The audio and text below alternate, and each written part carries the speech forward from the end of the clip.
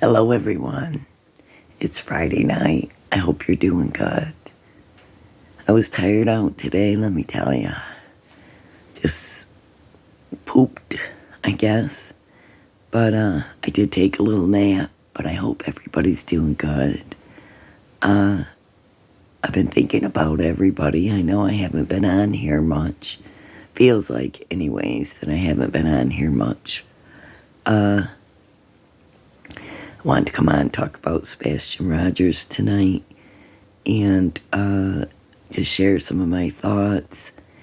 And I'm just having a little rant. I'm going to have a little discussion.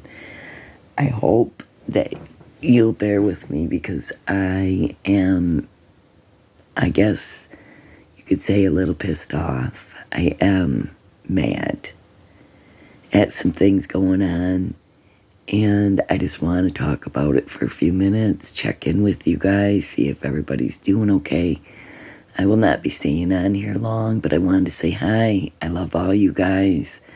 I thank you so much for the people who leave comments on my videos because it just encourages me, to keep going because sometimes, I feel like, well, I might as well give up, Not many people are watching my videos. I'm not very exciting creator. It just makes me feel like not doing it anymore because I don't know. Just there's a lot of talented creators out there in YouTube, and I'm just not one of them fancy ones. And I hope people don't expect too much from me. Because I didn't plan on, doing too much, just talking about FindSummerWells, having some little discussions at night, okay?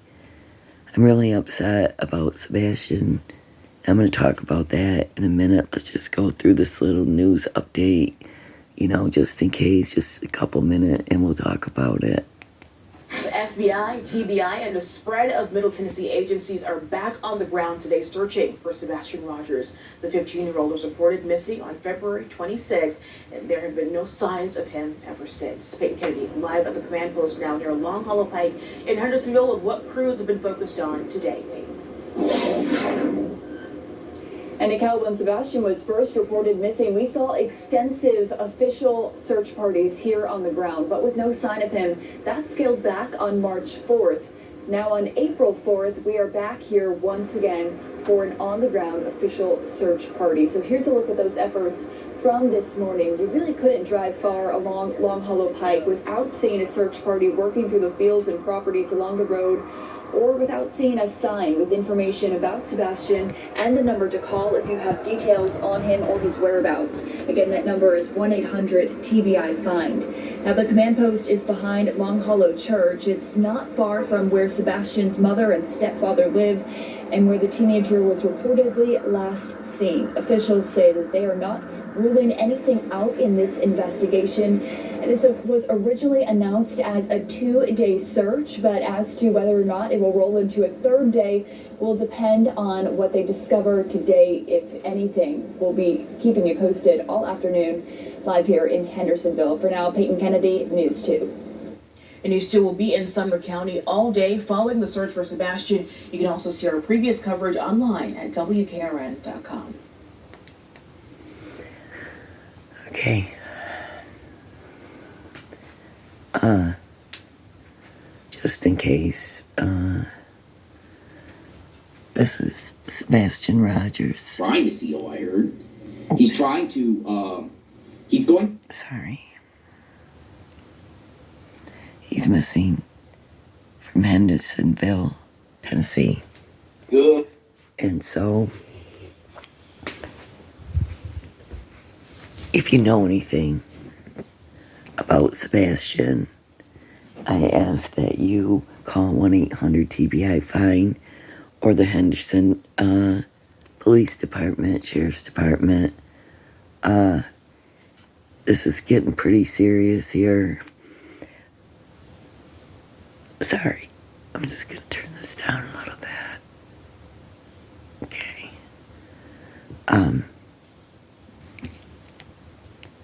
Just see here. Maybe I can find something.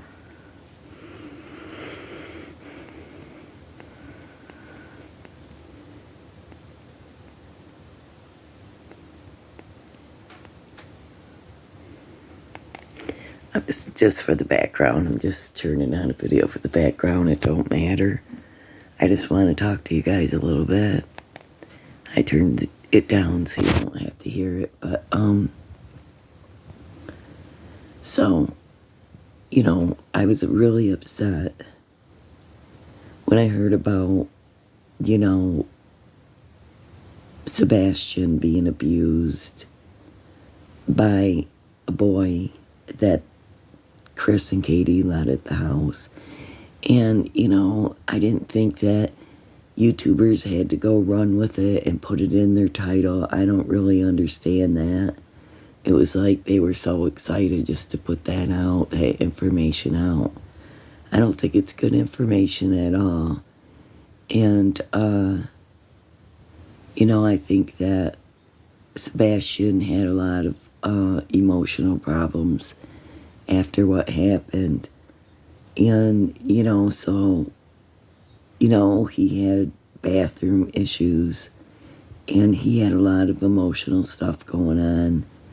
And, you know, it's already hard enough, right? Everybody knows it's hard enough when a child goes through a divorce. You know, their schedules get turned around. They're going from different house to different house, fighting between the parents. And it's just really upsetting that all this is happening. But what really got me tonight, you guys, what really got me tonight is that Seth was on Pascal show. You know, he was live. And he said that Chris talked to him on the phone. And he said if he really wanted, people keep saying, why don't you want your daughter, Chris? Why don't you want your daughter around Sebastian? What are you trying? You know, he's making him seem like Sebastian's a predator. And Chris said, you don't want to make me go there and really talk about it because then nobody will want to look for Sebastian. I'll tell you what. I would have been so angry right there, and the TBI needs to know this because, you know what? That is horrible. He does not even like this boy. I told you guys before, I had a stepdad who was very mean, and he hated me from the day that he walked in the door. He hated me. And he was mean to me. He punished me. He did whatever he could. He just hated me. And so, and I think that Chris Proudfoot, I really do believe that you hate Sebastian because there's no way you would call him a pedophile. You wouldn't call him act like he's a predator, and you wouldn't that's emotional blackmail. That's telling Seth that, you know, don't make me go there if you want to really, you know, he's challenging him that he's going to come out and talk terrible about Sebastian, his son who is missing, about Sebastian who Seth's been out, you know, every day searching for his son. That is completely horrible that you would use such emotional blackmail and you would want to talk terrible about Sebastian. Also, Seth said that that maybe, Chris said, maybe if you spent more time in church, you might find your son there or whatever. You know, what are you trying to say? You know, this is really terrible, you guys, because this is just painting a very ugly picture that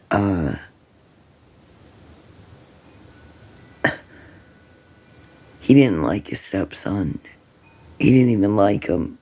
I think he hates him. I really do. And I think something happened to him because of it. Because of his hatred. Because of his anger. And you know, I have seen this in parents. I've seen this in women, you guys. That they'll, you know, maybe meet someone who doesn't like their kid. And then they'll get angry about it. But then they'll start to act just like them and be mean to that child because I guess they think they're getting some kind of approval from their man. But, you know, it's horrible. It's really horrible. Just the fact that Sebastian had to go back to wearing pull-ups, that he wanted to wear these pull-ups. He didn't want to wear them. According to his father, his real father, they made him wear them. And they didn't want him just to wear regular underwear. So, you know, whatever, maybe he made a mess and they wanted him to wear them, but you know, when you get people used to doing stuff like that, you're really like retraining someone to be a baby. That should have never been happening. And they should have took him to a doctor to see why he was doing it again and what they could do for the emotional stress. But it sounds to me like the mother just kept him medicated. And it sounds like they're very annoyed. They were annoyed with Sebastian and didn't care for him very much. And I'm just really angry because how dare people talk about Sebastian like that? How dare people? How dare people, even these people, cut down his own mother and stepfather would cut down Sebastian. You know, I heard Sebastian's mom's interview and the stepdad, and what I'm going to tell you about that is they really made Sebastian seem like he was a pain in the neck, you know. She's like, look at him, he's got chocolate on his face. That is like a public slam.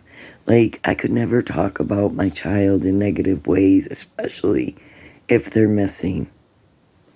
And especially not a disabled child. I'll tell you what, when God gives you a disabled child, you dang well better take care of that child and love that child. And my son's disabled, and it breaks my heart when anybody's going to sit there and talk bad about a special needs boy. You know, Sebastian didn't do anything to deserve any ill treatment and or to be talked about like that. You know, my son, who is disabled, he's the sweetest guy you would ever met. He's 36 years old, but you know what, you guys? He is as sweet as, I don't know. You would fall in love with him if you met him because he's just so kind. He's sweet. He'll get in your face. Like, I couldn't believe Katie and Chris talking about Sebastian getting in your face and not knowing his space. My son don't know his space either. And he'll get right up close to someone and, you know, be telling them everything about, you know, dragons or the Pokemon or something like that. That's the mentality he has. And he's going to tell you how he's going to create a Pokemon game and they're going to go into outer space. And he's just a precious boy. And I just don't appreciate people who talk negatively about anyone who cannot help it. Okay? And, you know, like, my son's the most fairest, kindest in judgment. Like, you can't get him to take a side because he stays neutral. And he's just very patient and loving. He said something to me that was so funny yesterday, and now I can't remember. Oh, if I think of it, I'll tell you about it. But you know, Seth was talking about how, Chris was saying Sebastian did inappropriate things, or talking about sex and things like that. You know what? When my son hit puberty, he got so excited, he started screaming and telling everybody that he had a boner, excuse the language, and that he had puberty. And he told everybody that I knew, and I was so embarrassed and humiliated, but he had no idea. He just felt like now, I think his brother told him when things start happening to him and he gets an erection, he'll probably be in puberty. I do not know. All I know is that my son has done some crazy things because they're innocent. They don't really even know anything about sexuality. I mean, they have their desires and they're normal in that sense, but he doesn't understand. He doesn't understand. He got Facebook and all these women were trying to come on to him and tag him. And they're all from dirty sites. And, I've had to tell my son, please, block those people if you can, or tell me and I'll block them because, they don't know. He doesn't know. You know what I mean? Like once he liked a girl and she came over to our house. Her mom brought her over and they were, I guess, supposedly dating according to them. But my son sat there and played on the video game and the girl sat next to me on the couch and she said, how come he's not paying attention to me? I said, because that's just how he is, He likes to play games. He's in his own little world. And I feel like that's probably how Sebastian was. And, he just doesn't, he desires things, but he doesn't have a clue to what to do, how to go about it. I have felt sorry for him before because he did put it on Facebook that he was looking for a girlfriend, okay? And there isn't many girls or people that he can meet, There's not a lot of disabled kids in my area, and I live in the rural area. I mean, he went to a special needs school, graduated, and all of that, but there's not really activities for them kids to meet other kids like them. But, it just bothered me when I heard people saying, when I heard Seth saying that Chris told him, he was doing inappropriate things and stuff. Well, we learn what we've been taught. And Sebastian was taught some wrong things from a boy who's not a predator. But he was being abused himself and was doing stuff to Sebastian. Well, Sebastian learned some very confusing and mixed messages there. And he don't know either. And it is very scary for parents like me and parents like Seth and different parents, because when you have a disabled child, you don't really know how to handle the sexuality part because they are curious. And they do have desires like normal people. They just don't know, socially what to do or how to handle that. So, it just bugs me because, in my opinion, these children are innocent and they're a gift from God. And I dare, if Chris Proudfoot or Katie or somebody comes across this video, I double dare you Chris Proudfoot to come out and start talking bad stuff about Sebastian, because you're going to hear from a lot of people that is terrible to even say bad things about him. And you guys already talked about him so negatively in every single one of your interviews. And I think it's awful that Sebastian's mom would put out a thing that said, that boy's your son. You don't even say his name.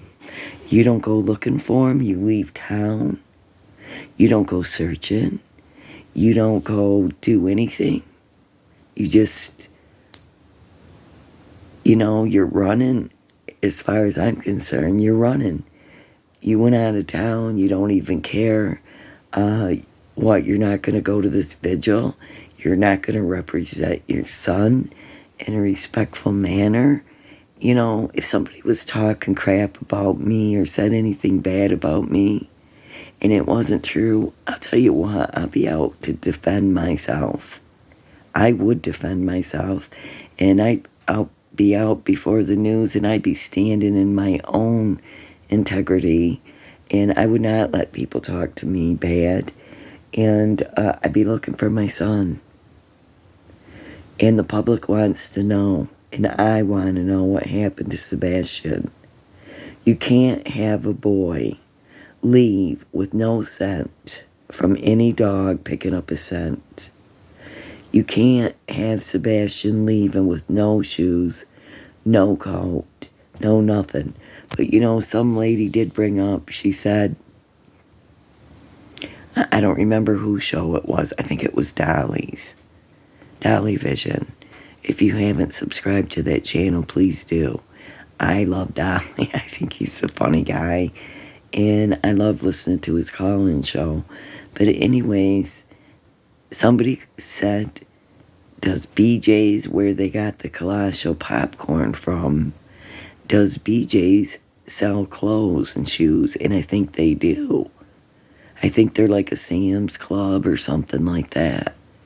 So, it's weird how people will say, they'll say that somebody has the wrong clothes, or somebody, she could have very well bought some clothes, different clothes for Sebastian, or different shoes.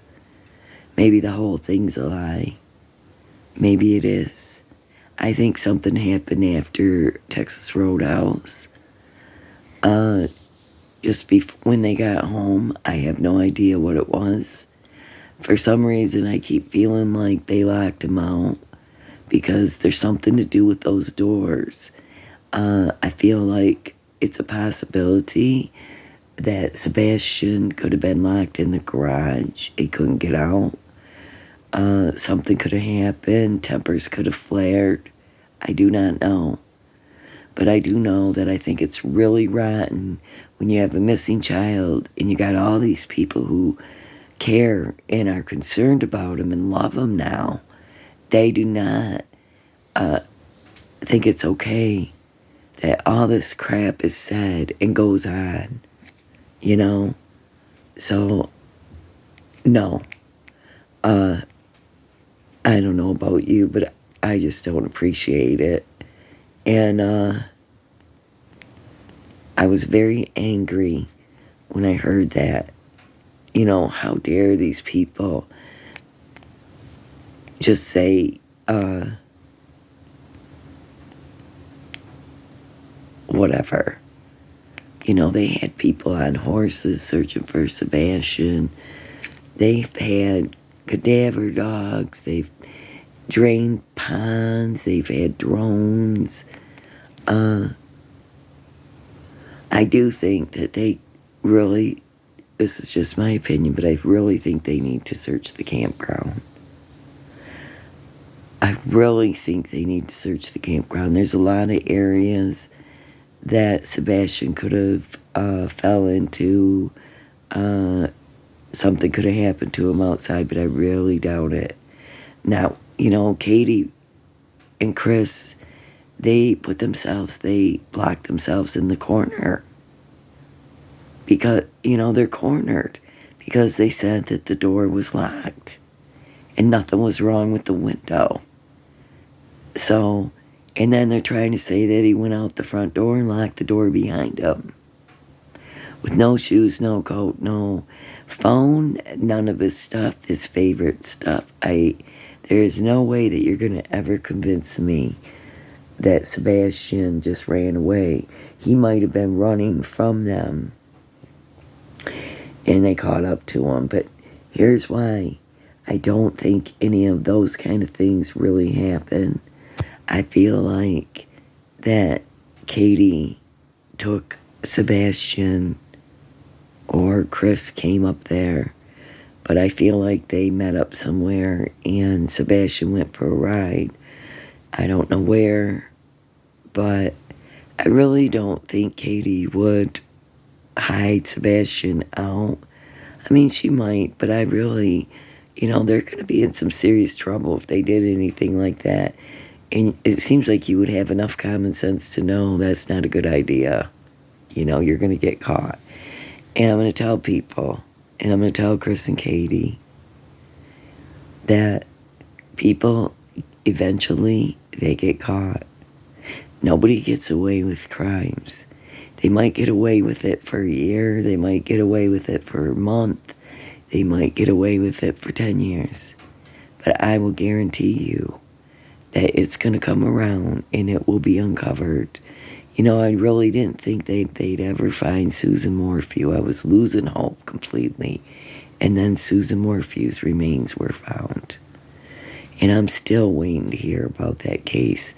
If they have anything on her death and on her murder. But what I'm saying is the cops will find you out. They will find you out. If you did something, I can guarantee you they will find you out. And you can't get away with nothing. There's cameras everywhere. There's cameras in your vehicle. There's sensories in your car that if you open your door, shut your door, stop on a certain road, your phone will ping at certain places if there's a ping. And if they find out it's connected to you anywhere, I mean, they can track you down. They know how to solve crimes. And I get really frustrated too, but the TBI or the FBI or the police are not going to say anything or do anything until they're good, dang, and ready. And no matter what we do or how much we say is not going to push them to put out something that they don't know or that they're still working on. And one of these police officers, a retired police officer, investigator, was on someone's channel. Now I don't even remember because I've been watching so many. But he said that law enforcement are in the investigation stages. He believes evidence gathering. And so, at first you do everything to search. You do everything that you possibly can to search. And then you start going and gathering all the evidence and looking at suspects and everyone. So, and just because they haven't found evidence or probable cause to consider the Chris and Katie suspects doesn't mean that they won't find probable cause. And I believe they will. And I'm praying it happens soon. I mean, I was really hoping that today, every day I wake up, you guys, I'm always looking to see if there's any news on Sebastian or FindSummerWells. That's been my go-to every day. I get on YouTube and look because I'm concerned about these kids. I want to know where they are. They didn't just disappear. And, I'm really aggravated. I just hope Seth, he looked a lot more, just a minute, he looked a lot more relaxed tonight. He looked more refreshed, like maybe he was got a little bit of comfort from his pain. He went to the doctors. He just looked better tonight. And so I hope he does better. And if you're hearing this or see this, just know that I'm praying for you. I'm praying for Sebastian. He's won my heart. I think he's the cutest kid, the cutest guy I've ever seen. He is a sweet boy. If they hit him out at the campground, Seth, I hope you'll go to that campground and ask around, ask the owners of the campground, look around there. I really do hope you will. Or send someone, a private investigator, or someone to go do that for you. Because I believe that campground needs to be looked at heavy. Because they could have been there and, had him there. You don't know. I mean, Katie sure seems like a really vengeful, spiteful person, and that she doesn't care if she's made the divorce ugly with you, Seth. That's too bad, because we should care about our children. That should be our main priority and focus. And it doesn't seem like Sebastian was the main priority and focus for Chris and Katie. I'm just really irritated, really bad. And I'm upset and frustrated that they haven't found him yet, and I don't know what's going on.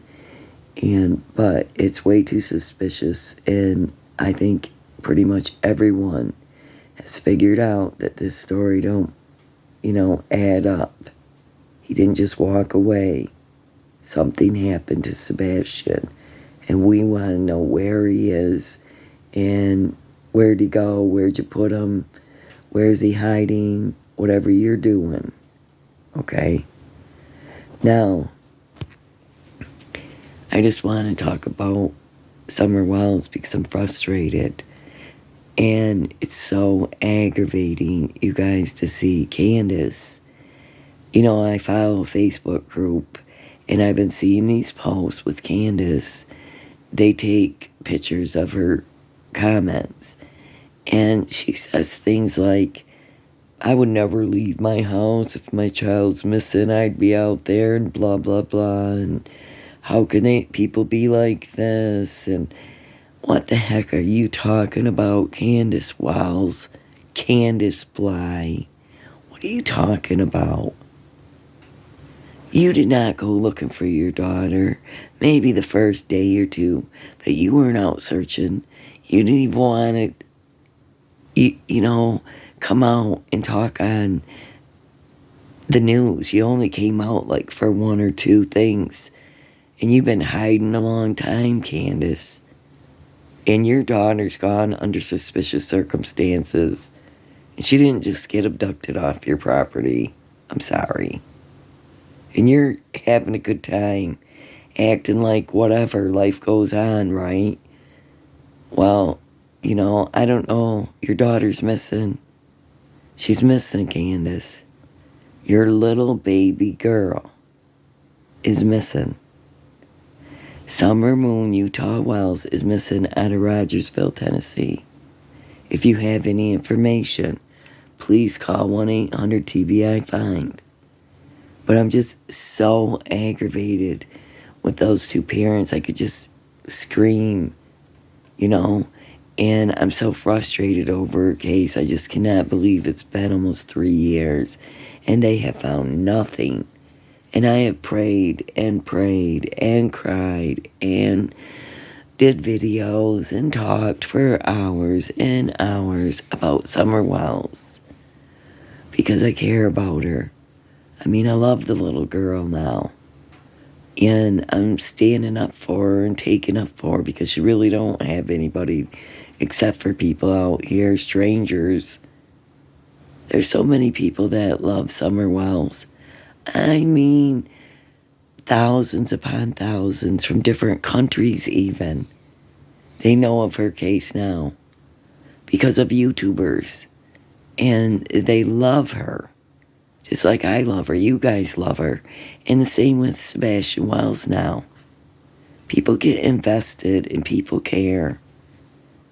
And, that's the only reason I got any subscribers to my channels. Because I'm like a low budget channel too. I mean, my channel's not exciting. I don't have nothing exciting going on in it. I'm just having conversations. But, you know, we know that Don and Candace, I don't believe Summer ever made it home. And I don't believe Sebastian made it home. And if he did, he was only there for maybe a half hour to an hour. The whole talking on the phone thing is an alibi. That's why Don said I talked to her the whole way home. Okay? And I'm telling you that has something to do with trying to prove their alibi, but it ain't working very well. Okay? I can say I can pretend I'm on the phone all I want. I could leave this video running and I could go to bed and you would think I was on here. But I'm not on here. You know what I'm saying? So people can leave their phone anywhere. I mean, they can do anything. Especially when they're criminals. But like I said, you gotta look, really. You gotta have common sense. First of all, you gotta ask yourself questions. Would someone hide out SummerWells? Would someone hide out Sebastian? You know, that's a really big risk, right? And you're looking at prison time. You're looking at a bad crime there. You can't just hide someone out, okay? So it's like kidnapping. They can give you a kidnapping charge for that if you've been holding Sebastian. So if there's anybody out there that's holding Sebastian Rogers or Summer Moon Utah Wells, that is a kidnapping, and you can be in really serious trouble. If they took Sebastian out of state or Summer out of state, that is a serious crime. You're talking interstate. If they murdered her, if anybody, whoever murdered them, or if they did, that's like serious. I think certain ages have certain punishments. I believe a child under 8, it's capital murder. I believe. I'm not sure. Don't quote me. I'm not a lawyer. I know a lot about legal stuff, but I'm not a lawyer. I know a lot about psychology. I studied a lot of stuff like that. But I don't brag about it, and I don't try to pretend to be something that I'm not. Because, like, who really cares? I don't care about people's degrees. I don't care about their doctorates. I don't care how many degrees you got hanging up on the wall or where you graduated from. I care if you got a good heart, if you got common sense and you're decent to people. You know, the thing is, there's no way that people just vanish, and Summer and Sebastian did not just vanish. I truly believe there was handoffs. I believe that in SummerWells' case, and I believe that in Sebastian's case. And I believe there was meetups. That's why there was different vehicles. Because if Don would have had his vehicle and he left to go somewhere and he was seen on a certain road, somebody could have noticed his vehicle. Do you know what I mean? But since he had Candace's vehicle, he wouldn't really be noticed that much, you know what I mean? Because they don't expect him to be in that car because he wasn't in that car. And I just find it weird that something that kind of bugged me, like, did Chris Proudfoot bring the camper home when Sebastian went missing, when he got the call or whatever? Did he bring the camper home? I mean, like, does he just Why doesn't he leave it there? He works there, like, during the week. Like, did he bring the camper home? And then, because I seen him driving away and Katie following him. And so I'm wondering if he's taking this RV from place to place. And I would think it would be wise for Sebastian's dad to check out those campgrounds and to talk to the owner and, you know, talk to some campers maybe, some other people who are there, you know, or that might have been camping out. So, you know, it's just an idea. You know, what if they got him camping out? What if Sebastian is camping out? I doubt it, but what if he is? You know, I hate to be negative in any way because I really don't want to discourage Seth. You know, he's believing and he's hoping with all hope. So we're praying that this is a good outcome, Seth. That we just pray that it is.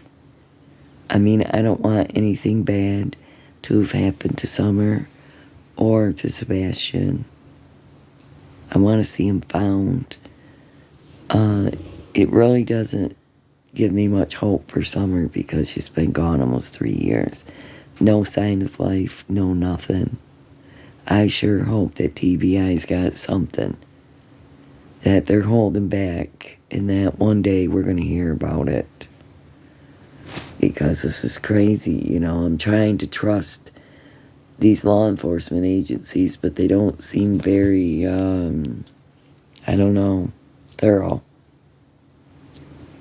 Or like they're looking at the right things, I mean. But I can't really make that judgment, you know. We don't know what they're doing. And another thing is, like I said, they're going to do what they're going to do when they're dang well good and ready. And there ain't much we can do about it. We got to wait for the police. We have to wait for the TBI, you know. But I am glad that there's searchers in the local area there looking all around. Because you never know if he ran away and he was trying to hide from someone, from them. And that's the only reason he would try to run away, is if they were hurting him.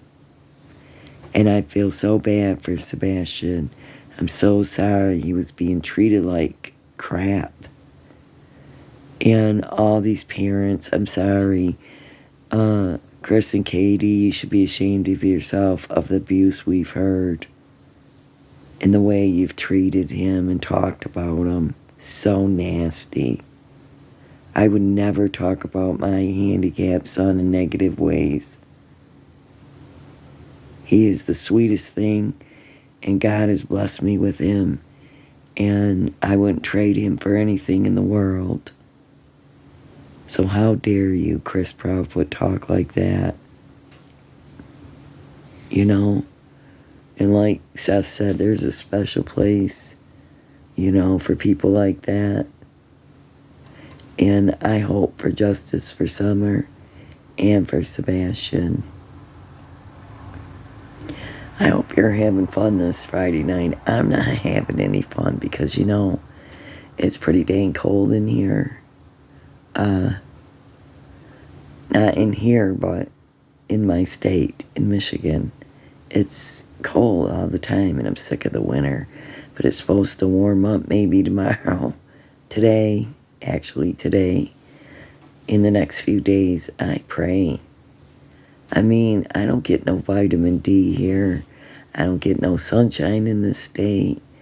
It's just ridiculous. I need to get outside.